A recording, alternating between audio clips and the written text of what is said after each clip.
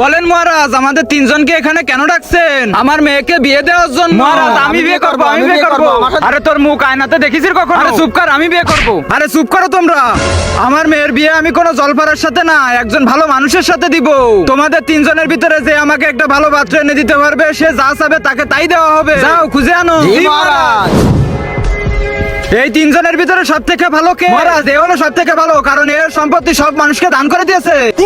আরে এ যদি এর সব সম্পত্তি মানুষকে দানই করে দেয়, তাহলে আমার মেয়েকে নিয়ে রাখবে কোথায়? হ্যাঁ, একে নিয়ে ভাগ এখান থেকে। চল যাই এবার এদের দুইজনের ভিতরে কে সব থেকে ভালো? মহারাজ, এ সব থেকে ভালো, কারণ এ 14 বার জেলে গেছে। কি 14 বার জেলে গেছে? তাহলে ভালো কিভাবে? আরে মহারাজ, অপরাধ আরেকজন করে আর এ জেল খাটে। আরে ভাই, এ তো অনেক ভালো মানুষ, আমার মেয়েকে নিয়েও জেল খাটাবে। হ্যাঁ মহারাজ, নিয়ে ভাগ এখান থেকে তোরা। চল রে। এবার এর কি ভালো গুণ আছে বলো?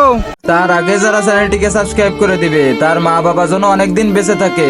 আর যারা ভিডিওতে লাইক কমেন্ট করবে, তাদের মনের আশা যেন পূরণ হয়। কমেন্টে বলে যাও আই লাভ ইউ মা বাবা। মহারাজ, এ অনেক ভালো মানুষ, এ অন্ধ লোককে রাস্তা পার করে দেয়। তারপরে এ কখনো জীবনে কাউকে গালি দেয়নি।